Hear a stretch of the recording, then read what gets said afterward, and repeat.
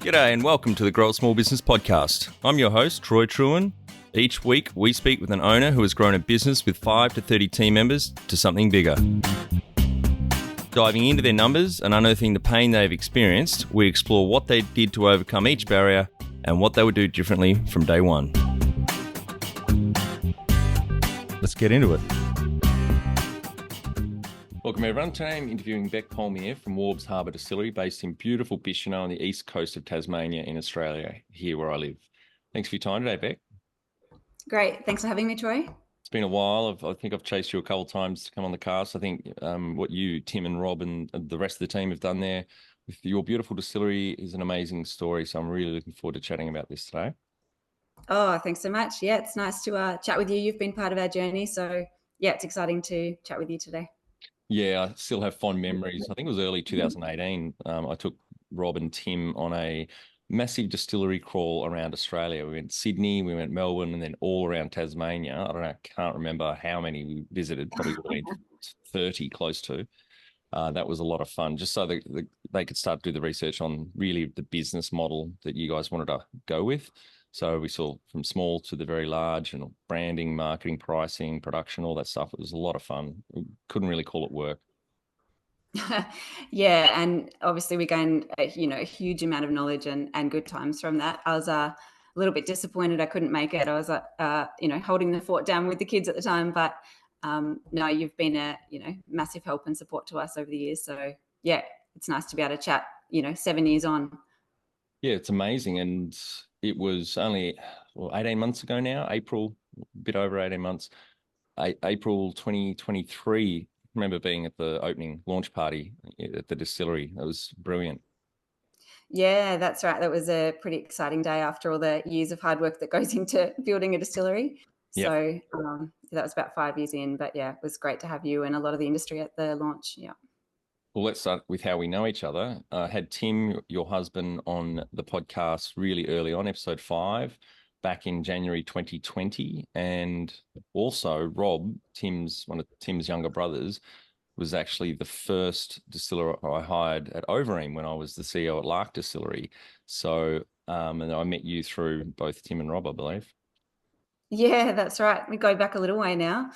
Yeah, and then I've just gotten to know you over the years through Tim and through the industry. I'm pretty sure Tim at one point pitched you an old business idea and you gave him some feedback a long time ago when we were first getting into business. So you've been on the journey, that's for sure. Yeah, we'll link through to episode 5 in the show notes here if people want to go back and listen to the other business that you and Tim founded back in, I remember distinctly, late 2013, Flat Tummy Tea, because I sat on a business judging panel. A mate of mine, James McGregor, I think it was episode 3 or 4, Biteable. He asked, they needed another judge, so I got on there. James won that competition, but Tim got up and pitched and came second. And then afterwards, we're having beers, and I said, look, happy to catch up once a month for a beer if you want some advice. I don't know everything about small business, but I made a fuck ton of mistakes. I hope to help you avoid them. So we did that for a while, and then 2.5 years later, you guys sold out, did very well. And that's right. The first thing I said to Tim, I've got to let you know, I don't believe in the product, don't understand your market, and I don't think it's going to work. I love it. I think he was only, we're only 3 or 4 months into that business. So I'm not surprised that you had that reaction, but I think he still likes to think that he proved you wrong. So he did. So that's pretty good. Yeah, in his pitch, he got up and said, Bec, my wife and I, we did marketing at uni. We've had marketing jobs, quit our jobs today. And I remember the number. He said, we've had $14,000 sales year to date, like calendar year to date. And this is October. And I've rolled my eyes going, here we go. I love it. Yeah. Oh, well, you learn, don't you? Yeah. Yeah, you do. So if people want to hear the Flat Tummy Tea journey, that's episode 5. There'll be a link in the show notes. All right, Bec, tell our audience a bit about your business, what it does and how it makes money. Yeah, sure. So we're Waubs Harbour. So we're a maritime single malt whiskey distillery. We're right up on the ocean, as in literally on the rocks, up on the east coast of Tasmania in a little town called Bicheno. So we do everything start to finish there with our whiskey. That was really important to us. And when we set out, we really wanted to create a truly maritime Tasmanian whiskey, which back in 2017, 2018 wasn't really a thing. Now there's a few of us, which is great. And I love the marketing, the branding, your newsletters, the photography, and every few months there's a picture of Rob and or Tim in their wetsuits going out just outside the distillery? Maybe explain what they have to do to help maintain a maritime distillery. Yeah, sure. We're very lucky where we are. So being right on the rocks, it means that there's things that we've been able to do that we wouldn't otherwise. So we actually purchased an old oyster hatchery building, and we've been able to renovate that and repurpose a lot of the equipment. So every few months, Tim and Rob will head out. We've got saltwater pipes that run out into the ocean and literally draw the ocean water in, and we use it in our cooling system. We call it an ocean cool distillery. And so that makes it a heat exchanger and cools down the water that comes off our stills when we're distilling. And so, the boys love putting on their wetsuits and going out, and they clean out the pipes and they check the filters and things like that. I think last time they also went out and did some ab diving and got some abs for dinner. And the odd so that's lobster all as well. kind of, yeah, and that's all part of their lifestyle in Bishno. And, I feel like I've got one of the most amazing, jobs in the business, because I literally pick up my phone and I go outside and go, what's going on at Warbs today? Are we firing barrels? Are we checking the pipelines? Are we catching a baloney? Are we making the whiskey? And so, I just get to capture that. And with our location and our position and the way that it all runs, we just tell the truth and show the behind the scenes and the authentic story. So yeah, that's great. And so the audience understands it's just whiskey that you make. You haven't diverged off to white spirits for like a lot of other distilleries do. Yeah, that's right. When we started Waubs Harbour, we really wanted to do whiskey. We're passionate about whiskey. We're whiskey drinkers. A lot of people would do gin, and that's totally great for them, but it wasn't for us. And so we really stuck to our guns. It wasn't easy. There's 5 or 6 years of just building and putting down casks and maturing before you can sell a thing. But that was our vision, and that's what we really wanted for Waubs Harbour. Because from memory, it is a 5-year maturation cycle, isn't it? Yeah, anywhere from about 3.5. I mean, you can release anything from about 2. Ours is anything from about 3.5 to 4 years plus. Yeah. Yep, great. And how did you start out? I think I always knew that I wanted to have my own business. I grew up in a family of business owners, extended family of business owners. So I'm quite a creative person. I always thought I would make and sell something. That was, my naivety potentially, but also something that has been helpful along the way, I think. After uni, I worked for an online clothing store. I kind of hunted down this woman who I really admired, who was only a bit older than me at the time, so mid-20s, late 20s. And she was building an incredible brand in Tassie. And I said, I want to work for you. I want to learn from you. I want to start my own business. If you hire me, I'll work really hard for you. But full transparency, I do want to own my business one day. And so she took a risk on me. I think I was the 4th staff member at the time. And then by the time I left, I was managing the place, and there was about 25 staff. And this was only in a couple of years. So very fast growth. I learned a lot from her. And it was at that time that I was looking at lots of different ideas and came up with our first idea for a bloating and digestive tea, which was an issue that I was struggling with at the time. So it was a very authentic, it was a problem solution kind of situation. I'd been in the online industry, and one thing led to another. So fast forward about 3. So that was in 2013, as you said. Fast forward about 3 years, and my husband Tim and I, who'd been running that business, and we actually got acquired by a public US listed company, which was a really crazy time for us. But we wanted to have a family, and we couldn't continue working the way that we were. And so the opportunity arose, and we said, let's just go for it and see what happens. And long story short, we sold the business. It all happened within about 6 months. A couple of months later, we fallen pregnant with our first child. And while we were kind of in that first baby phase, this was about 2016, we were actually consulting back to the company who'd bought our original business.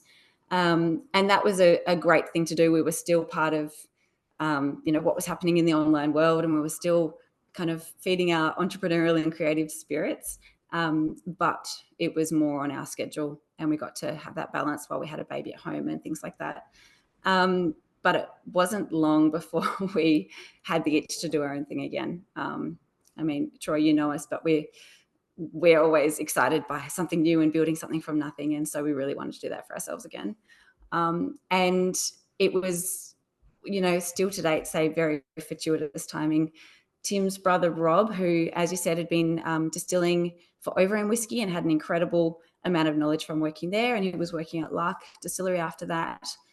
And he'd actually quit and said, I want to make my own whiskey. I know how to make it. He's got a master's in science. He's an incredible science brain, an incredible distiller. And Tim and I were always, had always said to him, what are you doing? You're so talented. And at the, years before, we never would have imagined working together, but it was just one of those timings where it was the right time for Tim and I. And we were also in a financial position to jump into a bigger venture, jump into something that we really cared about. We loved Tasmania. We loved premium produce. We loved Tassie whiskey. And we were really ready to take on a more of a legacy brand. And Rob literally at the same time had left his job and gone, I want to do this and I can't do it my own. And so, one thing led to another, and here we are 7 years later. Yeah. Yeah. I remember, because you got the Flat Tummy Tea days, about halfway into your journey, you and Tim moved to Fremantle in Western Australia, just south of Perth, Right. built a team up over there. So Tim and I would then grab lunch probably every 3 months when he was back. And I remember the day that we had lunch and he said that you'd sold, because he bought a nice bottle of wine to say thank you. I said, what's the bottle of wine for? And he said, well, we've just sold out. I said, oh, all right. Okay. He said, yeah, it was 2 meetings ago, 6 months ago, you said to me that you and Bec should go and sit on a mountain and work out how much money you actually need, because the business was obviously humming. And that, I think, helped change your thinking about, when you should actually sell. And yeah, and it's interesting because we never, when we started the business, we never saw that happening that quickly. That wasn't the plan. We would just, let's try something and let's see what we can build and let's make something from nothing. So I think we were very fortunate in the way that the business turned out. And it was, I'm sure you seeded the idea with Tim, and then it was also through another connection who had come to us and said, you could sell this. We were like, oh, we're just building our business. But, when we really sat down and said, what do we want for our lives? It was, we wanted to move back to Hobart. We wanted to have a family. We wanted to do all those things that, we were working 50, 60, 70 hours a week, more, 7 days a week. And that's amazing. And that's what you have to do to get a business to hum sometimes. But yeah, it was just fortuitous timing and green lights, things just fell into place. Yeah. I don't know if I've told you this story, but when so Lark, I was the first CEO there, obviously, as you know, after the family sold out in mid 2013. I started late 2013, and then a week later, the board had acquired Overeem because Casey wanted to sell, and a few months later, we had to, well, about a year later, by the time we moved the stills, we needed to hire a distiller specifically focused on the Overeem brand. And I remember going through the whole process. Rob obviously was in the shortlist. There was one other candidate that Casey had actually put forward. And we did our interviews, etc. And Rob was very, very impressive, not just because he's creative and very down to earth, but his passion for being crafty. He was making his own cheese and honey, wasn't he? Everything. Yeah, he's one of these very talented and creative people. I think it's the science brain meets his creativity. So he would make his own cheese, grow his own mushrooms. He's got honey. He's got, had all these things over the years. You go around to his house and he'd make you a pizza, but he will have made the cheese, caught the salmon and smoked it, grown all the vegetables on top. And so distilling was just the natural, perfect fit for somebody like him. Yeah. It was, and that really stood out for us in the interviews. And so April last year at the Warbs Harbour opening, here I am standing in front of 3 whiskey legends in Tasmania, let alone Australia, Bill Lark, Patrick Maguire from Sullivan's Cove, and there's Casey, and finally got my opportunity years later. So I'd see Casey occasionally, but there was never the right time to ask him, have you forgiven me yet? Because he was really pissed off that I didn't choose his candidate. But he said, yes, I have. Obviously Rob's a great distiller. Yes. Oh, that's a funny story. Yeah. No, they've all 3 have been incredible supports to us. So it's always, I think Casey and Rob have a really great relationship now and ongoing and always have. So yeah, it's been good. And so what year did Warbs officially launch? Was it 2018? Yeah, so it was 2018 when we bought our building here in Yep. Bicheno and started renovating. As I said, it was not an oyster hatchery. So there was a lot of renovations. There was a lot of equipment in there that we had to get out and things like that. And then we did our first distillation in 2019. Yeah. So we had all of our equipment custom made and designed, and Rob designed everything depending on what he wanted to make. He knew exactly what he needed and he knew how to make it. And so we had all that custom made. And then the install there was months of install of the electrical. If you come to the distillery, you can see the setup and how intense that was. But yeah, so 2018 we say is that when we started. Yeah. And I've seen obviously the before and the after. It's a phenomenal transformation that you guys have all done. It looks beautiful now, but obviously it was quite dilapidated when you guys took it over. Yeah, so the building had actually been vacant for a few years, and we approached them. We'd been looking for a site. We really wanted to make a maritime whiskey, but we were, wanted to find the right thing. And this building had been vacant, and we knew because we had a shack in Bicheno at the time. That was one of our dream goals when we sold our last business, was we really want to have a shack in Bicheno, or a holiday house in Bicheno, I should say.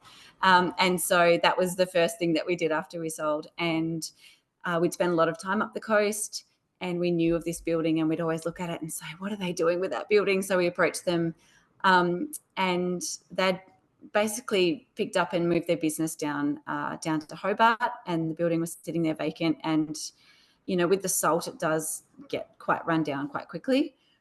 So we purchased that building in 2018. And then a couple of years later, we actually had the opportunity to purchase the building directly next door, or the buildings. There's a few buildings directly next door, which originally was an old abalone farm. So Bicheno is a real old fishing town still today. The cray boats pull up on the jetty out the front of us and unload their haul. It's quite storybook some days. And so, yeah, we've done, Tim and Rob have done pretty much all the renovations themselves, other than what they couldn't do, or, some electrical things like that. But over the years, there's been a lot of blood, sweat and tears gone into those buildings. And not to fancy them up, because that's not us and that's not our brand, or that's not our town either, but really to polish it, to clean it, and to, get it ready to start what we believe is to be a world-class whiskey distillery. Yeah, and the cellar door, which is one of those more recent purchases of those buildings, is amazing. Beautiful outlook over the ocean. Bit to your left, you can see the stills shining there in the glass of the main shed. It's just a beautiful scene. Thank you. Yeah, that's right. So our tasting room, as a cellar door, as you said, but it's booking, so we call it our tasting room. That looks right out over the ocean. We've been seeing whales pass by all the last few weeks. There's seals on the rocks out the front. There's the crested tern, which are little migrating birds. There's often dolphins cruising past, and so we're incredibly lucky. And then, of course, that tasting room overlooks our stills as well, and you get to see Rob distilling in the window. And we really wanted to have that really strong connection with the ocean. Obviously, we're right on the ocean, but also to have that visual connection as well. And it is just, it's a beautiful place to sit and have a whiskey as well. I think we're going to get a lot more people moving to Tasmania now. So after that selling, what's it, 2.5 hours? 2.5 hours north of Hobart on the east coast. That's right. Yeah, and about 2 hours from Launceston. So we're about half an hour above Coles Bay, One Glass Bay area for us now. Beautiful. And back in 2018, 6 years ago, how old were you when you launched the business? How old? So it would have been 31. Yep. Yeah. So Tim and Rob and I, all early 30s. And do you have some key numbers you can share to illustrate the growth of the business over the last 6 years? Yeah, sure. So the nature of being a whiskey distillery, it takes a long time to actually start selling. So although we started in 2018, last year, so 2023 was our first official year of sales. We're very proud to say that that was our first year of being profitable as well. So our first year of sales and our first year of profitability, which, even though it's year 6, that's, I would say, quite a feat. That was quite a feat for us in this kind of industry. So we're now in year 7. We've sold around 7,000 bottles last year. We're in around 160 venues around Tasmania. We've been working with a distributor on the mainland who's starting to get our whiskey out there into key whiskey venues. We're quite particular with where we want to be. We're a high-end whiskey, so what's appropriate. We're also about to do our first export to Japan, which is really exciting and a real milestone for us. So that's in the works. And, we've had a couple of thousand people through the distillery. So it's an interesting business to be in. So we're in year 7, but really we're only 18 months in at this point. That's great. Yeah, and obviously we've got a plan for the future. We're planning 5, 10, 15 years ahead. We're now distilling around 20,000 litres a year, but that, some of that whiskey will come out in 5 years, some 6, some 10, some 15. So there's a lot of planning that comes into it. We've now got well over 1,000 casks maturing at the distillery by the ocean. So it's all happening. And you started with 50 litre size cask, but you transitioned to 100 litres now. That's right. Yeah. And we started with 50s just to really get ourselves going. Takes a long time to mature, but we wanted to just get out there and get going. And we're really proud of the product that have come out of those 50s. But what's exciting now is that we are transitioning to 100 litre casks. We've got a bunch of 200s and 300s down as well. So they're going to take a lot longer to mature, and our 50s now 100s, get our whiskey out there. But yeah, there's a lot of good whiskey sitting there for years to come, which is really exciting. I can certainly attest to that. It's a great drop of whiskey for sure. Thank you very much. Yeah, Rob's very, very good at what he does. What about number of full-time equivalent team members you started with and where you're at now? Yeah, sure. So we started on day one with myself, my husband, Tim, and Rob, who's our head distiller, who's also Tim's brother. So it's very Tasmanian family distillery. So that was 3 of us. And we were all fairly part-time at that point. We were still consulting. Tim and I were still consulting and working on the business part-time. But now we've got 5 full-time equivalents. So we've actually got 6 staff members, but 2 of those are part-time. We're all very different in our roles, but all very complementary to each other. And we all, know our role and work really beautifully together as a team. When was the moment you felt like you had succeeded? It's a tough question. With Warbs Harbour, I did have a moment recently where I felt not necessarily that I'd succeeded, but I felt like I'd achieved the goal, which was, or the vision, I guess. We've achieved the vision, which was to develop a truly Tasmanian maritime single malt whiskey. And Tim and I will often have planning sessions together. And I think I said to him, and this was a couple of weeks ago, I said to him, okay, so we've made this distillery. So we're looking at long-term goals, 5-year goals. And I said, we've built the distillery, we've built the brand, we've got the reputation. We've got a lot of people who are loving our whiskey. Our last limited release sold out our most bottles ever within an hour. Wow. We're getting emails coming in the next day. Do you have any more? Do you have any more? And we some of our stockers do have bottles, which is exciting because we want to obviously honor that as well. But it was this moment of, okay, we've done what we set out to, and we love what we're doing. And that felt like a moment of, okay. Success is an interesting word for it, but at that point I felt like I've built a life and a business that I love, and I felt really proud of that. There's the next stage of success, which is maintaining that, growing that, establishing ourselves, both in Australia and internationally. So there's a long way to go. So ask me again in a couple of years' time. But we've definitely feel like we've achieved what we set out to date. So you're able to sit Tim down and get him to celebrate. So I think he's similar to me. It's very hard for us to stop and celebrate, wins and successes. I think he was like, yeah, so, all right, so what's the next step? Exactly. Which, I'm just as bad as he is on that front, but it is nice for us. We're very intentional with our time together to plan and things like that. But yeah, it's hard to find time sometimes to stop and actually celebrate the wins, but nice to acknowledge, and podcasts like this is a nice time to reflect for sure. And what does success look like to you? It's a really interesting question because I think that's changed a lot over my business journey, changed a lot over time. I think with our first business, it was about creating something, and it was about establishing ourselves as business owners and to become more financially free. You know, that was obviously a driver at that time. We didn't have funding or backing. It was, okay, so if it doesn't work out, I guess we move back in with mum and dad. So they were kind of the goals for that business, and the success for that business came with, yes, it helped us become much more financially free.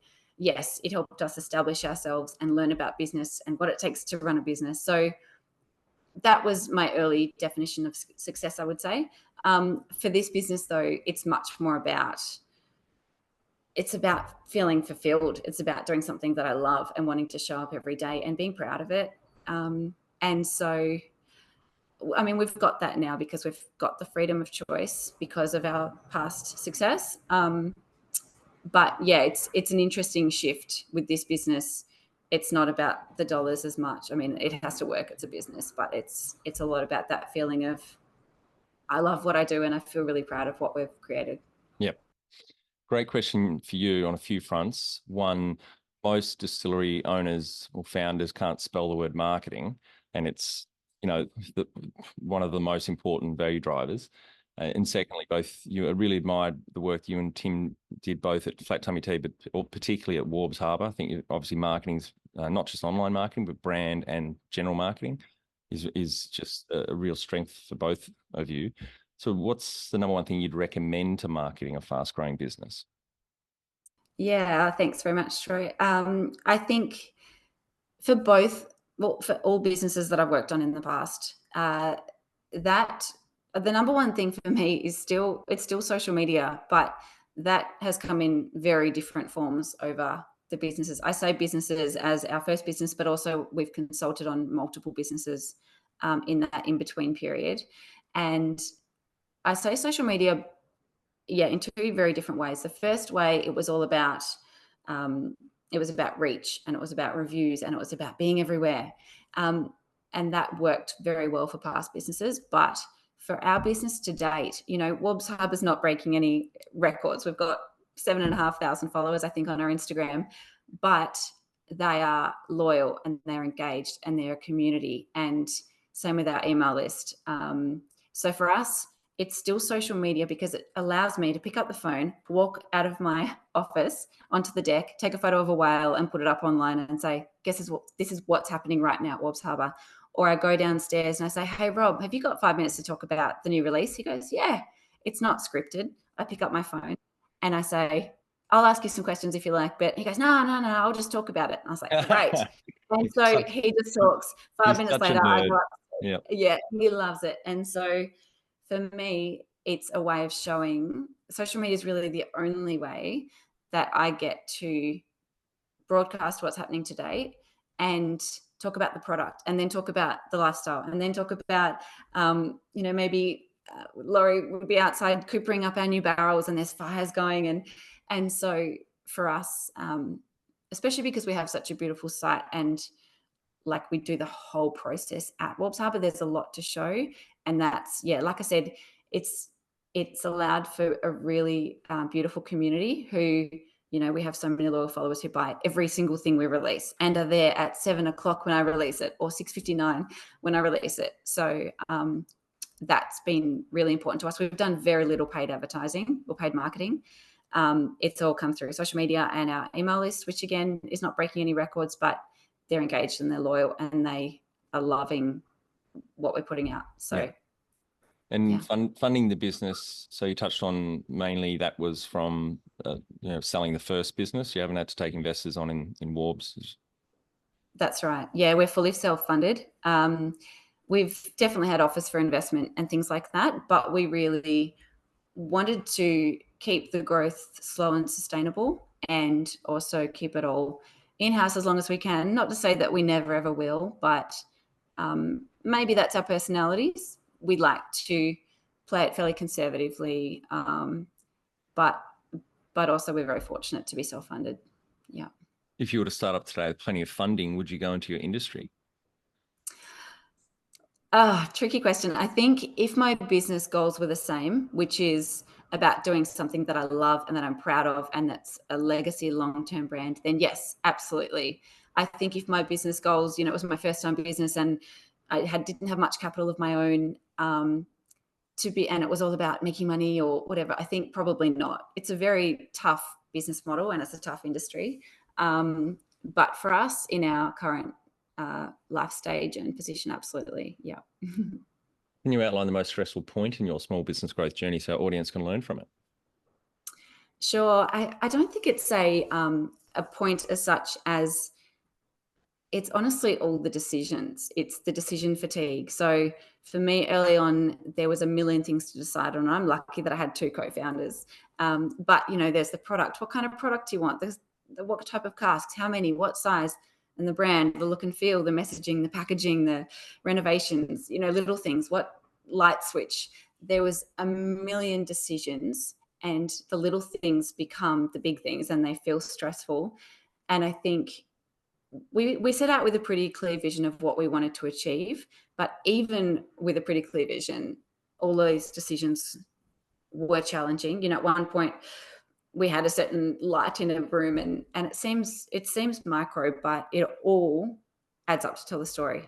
And so these days we're so clear on our vision, we're so clear on our brand, that if you ask me this or that for whatever it may be, I'll be like, that or that straight away. And so the biggest learning is get as clear on your vision, as clear on your brand as humanly possible, and then everything falls into place. But I truly think the most stressful thing was just decision, thousands of decisions, and it feels really overwhelming sometimes. But the clearer that you are, the easier the decisions become. What area in business do you feel you've had to work on the most to add the greatest value?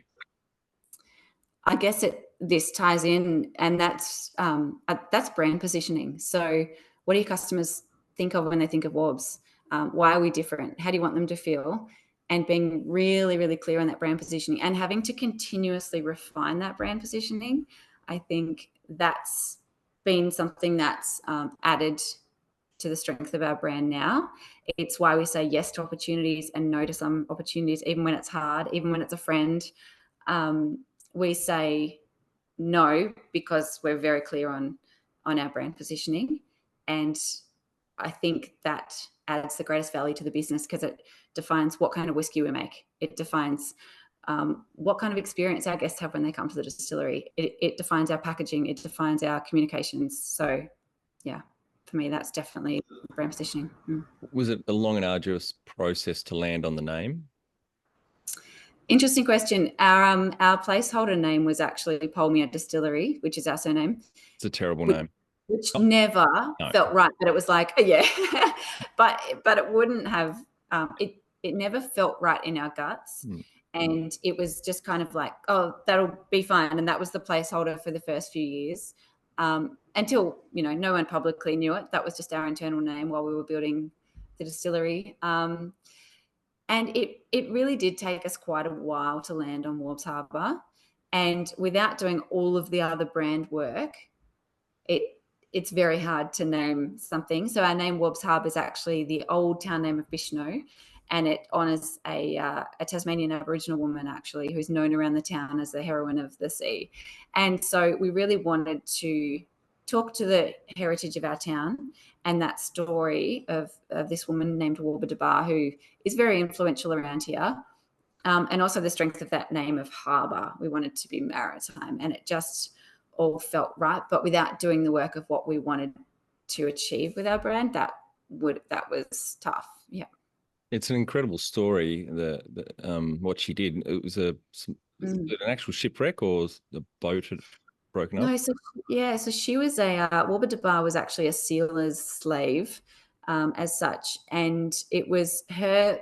There's a few versions of the story, but the one that we believe to be true is that it was her husband and another man out fishing, and their boat got sunk, and she was on the shore, and it's believed that she swam out a kilometre first time to get to save her husband, drag him back to shore, and then swam out a second time and drag the second man back to shore, which is a huge feat in a storm, especially if you've seen the oceans here at Bishno. It's very wild, looking straight out of the Tasman Sea, and she actually lived right where our distillery is, in that area. But then you think about the way that they would have treated her. So these were European settlers who came in, took over the land, made the women their slaves. And for her to even want to save these men is huge. There would definitely have been a bit of a conflict, you think. But also, she was the first Tasmanian Aboriginal to be honoured by the Europeans at the time. So her gravestone sits in town here in Bicheno still today. And so her story is, widely known because of her heroicism, but also because she was actually honoured, which would have been, unheard of at the time. That's terrific. Yeah, she's incredible. What have you enjoyed the least about managing fast growth? I think it's this never-ending feeling of not enough time, too many things. I get very excited around ideas and opportunities, and always wanting to do more and learn more. And I wish I want to get better at videography, and I want to get better at this, and I want to think about these ideas, and I could make all this content. But there's just, there's not enough time in the day. Tim and I have two small boys who we pick up from school each day and those things. So it's this underlying thing, which I'm sure is very common with business owners. There's not enough time. But for me, it's really about every day prioritizing, focusing. Tim and I, like I said, do regular meetings to focus on high-level goals and things like that, because it's so easy to go, I'll just do this, or this is fun, or just, this sounds like a new shiny thing that I want to do, or I've got a really good idea. But at the end of the day, it's really about learning to focus for me. What do you love most about growing a small business? Oh, so many things. I love building something from nothing. I love being creative. Seeing a vision come to life is incredibly fulfilling for me. And that's been something that we've been fortunate to do a couple of times now. I feel like, there's often the opportunities are kind of as big as you can dream when you're the business owner, because it's on you to make it happen or not make it happen, which can be daunting, but I get a real kick out of that. Something I love though about being a business owner for Warbs, especially in this whiskey industry, is I actually love being a female in the male-dominated whiskey industry. I think I love being part of this shifting dynamic. There's a lot of women in the Tassie industry now, and the Australian whiskey industry, which is very, very cool to see. And even in the last 7 years, I've seen a shift, but the market is slower to catch up. But I guess I love being an influence and being part of that change that's happening in the industry. So that's something else that is unique to being in a business like ours, I suppose. It's not always easy, but I love the challenge of that. What has been the biggest mindset shift for you in your small business growth journey? I think being patient for me as a business owner. Like I said, I see an opportunity and get excited by bringing something to life and doing it quickly, which you can in a lot of ways. Like I said, with the social media, I can take a photo and I can get it online today and I can talk about what's happening. But in this industry and in a lot of industries as well, things take time. It's really trusting yourself to make future decisions and then being patient to see it play out. It's been a real test. Maybe I was meant to do this business to learn how to be a bit more patient. That's been, a real mindset shift to just go, no, trust the process and trust that you've made the right decisions 5 years earlier. Yeah, you wouldn't want to get it wrong with whiskey, obviously. 5 years in the task. Yeah, that's right. The number one habit you think a small business owner needs to develop and maintain? I think the habit would be, for me, planning and high-level vision strategy sessions, and regularly, whether it's weekly, monthly. For us, it's usually monthly, but it's lock it in and get it done, because sometimes you're too busy, sometimes you lose sight, but it's too easy to get caught up in the day-to-day, the admin, the emails, the putting out fires and left, right and center things that happen. But the habit for me is it's the planning, because that's the only way that I can stay focused. And with all business owners, it's so easy to get distracted with the day-to-day. Are you a small business owner? You know that getting recruitment right can make or break your team's success. Just one missed hire can cost your business up to 27 times their salary. Finding and retaining top talent is a challenge, especially in today's competitive market. That's where our Ultimate Recruitment Toolkit comes in. Over 10 intensive days, our online course is designed specifically for small business owners like you. We'll walk you through the process of sourcing and securing A players for your team. Here's what you'll gain. Learn the proven strategies to pinpoint and attract the best talent in your industry. Access our comprehensive playbook filled with templates and tools tailored to fit your business needs, and apply the resources right away to enhance your recruitment process and streamline hiring. Invest in your business's success by helping your management team become effective recruiters. Supercharge your hiring process today with the Ultimate Recruitment Toolkit, available at growasmallbusiness.com. Can you talk to how you've added people to the team, some wins, mistakes, and advice for those listening? We've got a small team, but a very complementary team. So we all have very defined roles and trust each other to do the other person's job. With our team, we've actually approached all of our team members. So we've currently got 3 others, and we've had somebody else in the past as well. And in all cases, we've known them loosely, not very close friends, but known them or known of them. And we've asked other people for recommendations of who they could. We've said, this is what we're looking for. This is the type of person who will fit into our team. And we've asked people we know for recommendations. And that's the way we've always hired. We've just hired somebody recently, and it was a husband of someone that we kind of knew. And I think that approach, while not traditional, approaching people rather than advertising, has allowed us to, one, get a really nice cultural fit, because you know roughly what type of person they are, what they value, what they like doing on the weekends, all those things. The other thing is they're coming often with a very strong recommendation from somebody who you know and trust.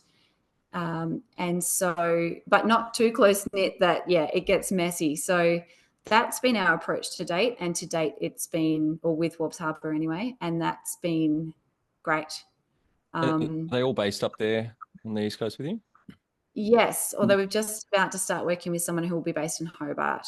Yeah. And then we'll come up monthly or so. It's important for us to have as many people here and immersed in the distillery and the brand and the team as much as possible. But also for the right person, which is somebody who's in the process of coming on board, he'll be based down in Hobart. So that'd be great. It must be incredibly challenging to find, A players on the East Coast. What's the population of Bichno? Exclude the holiday season, because everyone from Launceston and Hobart migrate to the beach in summer. But what's Bichno? 5,000 people? No, just under 1,000. Oh, right. Yeah. Small. Yeah, just under 1,000. So exactly right when you say it's hard to attract A players. And, us hiring somebody in Hobart who'll be dealing with our wholesalers and kind of in that head of sales role, that wasn't a role that we could fill here. And so we started looking elsewhere, but he's coming from within the industry. So amazing for us, and he's going to be fantastic. But it has been difficult, although, like I said, one of our hires has moved from Launceston. Thomas, who works with us, we'd worked with him in the past, and we approached him and said, do you want to come back to Bichno? Do you want to come and work with us? We think you're great. We think you'd be great for this role. And he was like, love to, let's do it. Yeah. So it's not always having to hire necessarily from Bichno. But also people who love the coast and who fit in with our lifestyle and our culture as well, the type of people that we are at Waubs Harbour. We're all coastal people. We love the ocean. We love diving, fishing, surfing, all those things. And so Bichno does attract very like-minded people. What are some of the things you recommend to building a sustainable and kick-ass culture to help with the growth? Yeah, well, I think like-minded people definitely helps. I think hiring people who can be flexible also in a small business is super important. So we try to, like I said, hire people who fit certain roles and have very different skill sets to us, and we can just trust them to do their job. We've got a few people who work with us who are incredible with customers, incredible at what they do, and it's not my skill set. I'm much more creative. Tim's much more visionary. Rob's much more on the product. And so we've got Thomas, who's incredible with people, incredible at customer service, and that's his role. And he really thrives in that because we don't get involved as much. I think externally, something that we do is we give our team a bottle of whiskey each month of their choosing, and that includes limited releases and everything else. All of our team love drinking whiskey. They like the product, but they get to drink it. They get to take it home. They get to share it. They get to know the product well that they're talking about, that they're selling, that they're making. And so that's been a really nice way for our team to be quite immersed in our product. And it's a bit of a win-win. The other thing I guess that we do, we'll try to have morning tea together. It's not a rule that morning tea is on at 10:30, but it has kind of naturally evolved. Often I'll be busy doing something and that's fine, but whoever's around, we get together, have a coffee, have a piece of toast, piece of fruit, whatever it might be. And that's something that's happened naturally, but is a nice little check-in. Because it's quite a big distillery site, we're often all spread out and don't see each other very much during the day.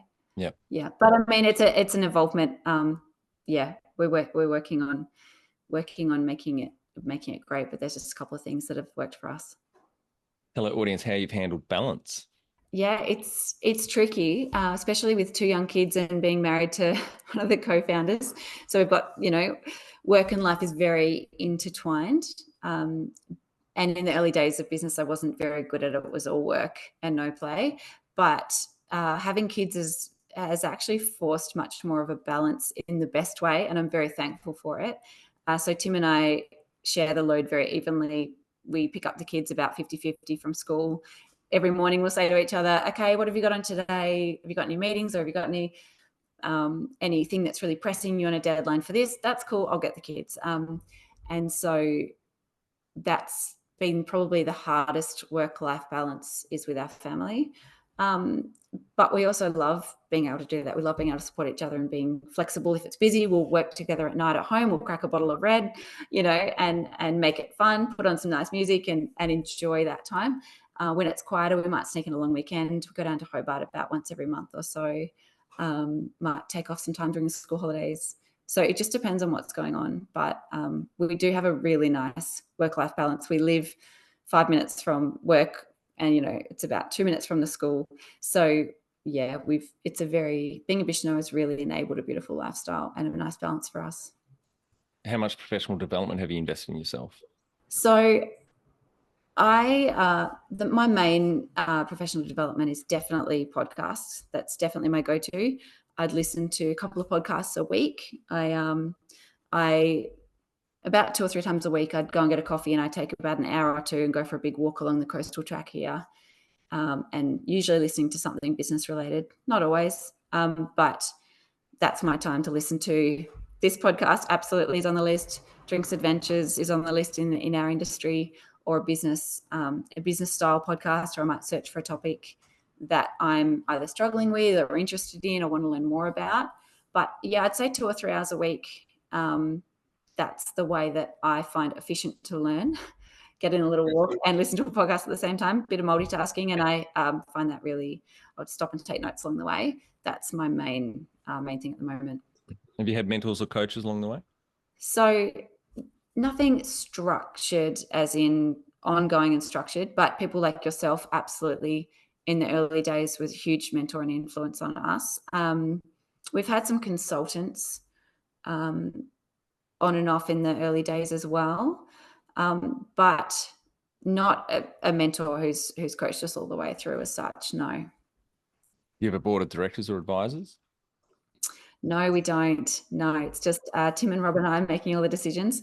We're very fortunate in the whiskey industry, though. We can pick up the phone and call nearly any distillery in Tasmania or even Australia and say, how are you going with this? What are you thinking about this? Or people will often come visit us, or we'll go and visit them. And so there's a lot of support within the industry, which has been really helpful over the years. It is great, very collaborative, community-minded, the distilling industry. I remember distinctly when I started at Lark, I think I had 5 directors. 3 of them were bean counters. Literally, one was ex-managing partner at KPMG in Sydney. And when we all started talking, the non-bean counters, the non-accountants, we were talking about the industry, and so Tim Duckett was on the board at that point. He's another whiskey legend, won Independent Bottler of the Year a few times. top bloke too, but Lynn and Tim and I were talking about, oh, well, we'll just go and ring so-and-so at this other distillery. And the bean counters looked at each other and looked at us and said, why the fuck are we talking about competitors? Why aren't we trying to kill them? And we turned around and said, well, that's just not how our industry works. No, and we're so fortunate.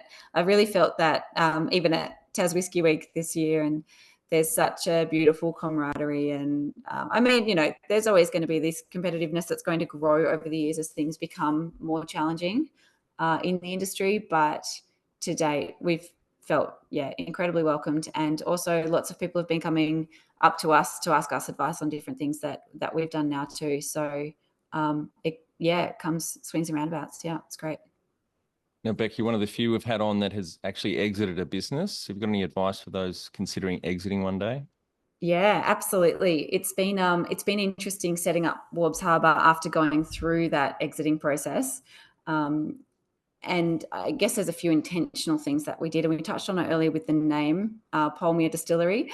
While we never named it that because of that gut feeling that wasn't right and the brand, it wasn't connecting with us, but also for an exit, naming it after yourself wouldn't have been easy, as you would have known going through the Overram story and things like that.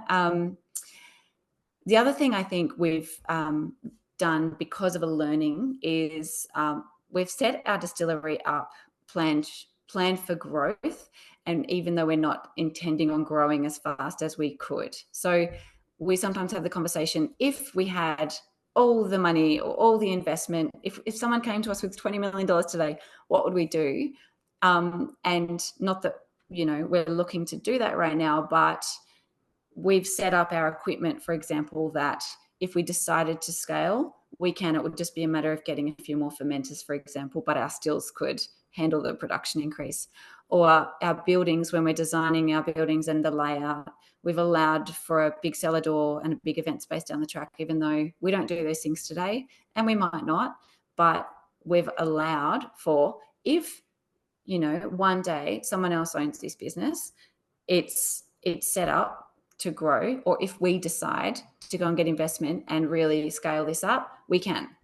And so that's been, I mean, it has its challenges, but where possible, that's been our approach. And then also been trying to professionalize our systems as much as possible. I mean, we're a small business. We work off Google Docs here and there. But even onboarding new staff lately and new team members, just really trying to professionalize all of our systems and getting all the knowledge out of our head, even though we're a small team, with training and with handovers and things. It's really, really helpful. That's good advice, Beck, on exiting, thinking about it that way. All right, we're on to our final 5 questions. What do you think is the hardest thing in growing a small business? Yeah, I think it's that decision fatigue and always just focusing on what really matters and what's really going to build the business. Favorite business book which has helped you the most? It's been a while since I've read a business book as opposed to listening to podcasts, but I did love Building a Story Brand by Donald Miller. It's a great book. Yeah. Yeah, it's great. Any great podcasts or online learning tools you use for your own professional development? Yes. So podcast is my main one. I definitely listen to this one. I listen to Drinks Adventures. I listen to How to Grow It, How I Built This, DTC, things like that. And the other thing I do, which has been subconscious, but I've subscribed to a lot of email newsletters from industry media. So things like, for me, the Spirits Business email is an example of one that I'm subscribed to. And it just every day keeps me up to date with what's happening. And it just feeds me information, and I can delete it or I can read it. But it's always challenging me and keeping me up to date with what's happening. But back on books, and particularly marketing books, have you read either of or both of April Dunford's books? No, I haven't. I'll send them through to you. I think you'd enjoy them. So the first one's called Obviously Awesome, and it's all about positioning. Amazing. Yeah, and the second one, and she couldn't believe it, and I couldn't believe the book title wasn't taken. Oh, she only launched last year, but it's called Sales Pitch. Oh, great. Oh, I'll look it up. Thank you. One tool you'd recommend to help grow a small business? I definitely recommend going deep on Instagram Insights. It's very simple, but for me, again, it keeps me focusing on what's working, what's not working, sometimes I'll put content out there that I think will go quite well, and it doesn't. And when I go back and look over the last couple of years, now I can see a real pattern with people love that real authentic story. They love this, they love this. And so that's been really helpful for me in continuing to develop relevant information and relevant content. Finally, my favourite question. What would you tell yourself on day one of starting out 11 years ago in that first business? Yeah, I think it's a question, not a statement, but it's what is my honest motivation for doing this business? I think businesses need to fulfill a need and they serve a purpose. I think, like I've touched on, sometimes it's for the financial aspect, sometimes it's a passion project. And I guess you've got to say, well, if it's for the money, is it going to do that? Is it a product service that's going to do that? If it's to fulfill a passion, is it going to do that, or are you going to hate it in 6 months? And so I think, what's your honest motivation for starting this? And is this product or service going to achieve that goal for you, or going well? Because at the end of the day, if it's not fulfilling that need and you're not honest with yourself with why you're starting it, it's going to be too easy to give up when things don't go well. Yep, good advice. Thanks so much for your time today, Bec. Really enjoyed our chat. Congratulations to you, Tim, Rob, and the wider team on Warbs Harbour. 6 years in, launching 18 months ago on market, 3 to 5 year maturation, and doing about 20,000 litres a year, profitable in your first year of sales, making amazing product there on a beautiful site on the east coast of Tasmania. So congratulations. Thanks so much, Troy. Great talking with you. That's it. Thanks for listening. Please leave a review in iTunes or whatever platform you listen to us on. It means more small business owners will find our cast and help people with their business growth journey.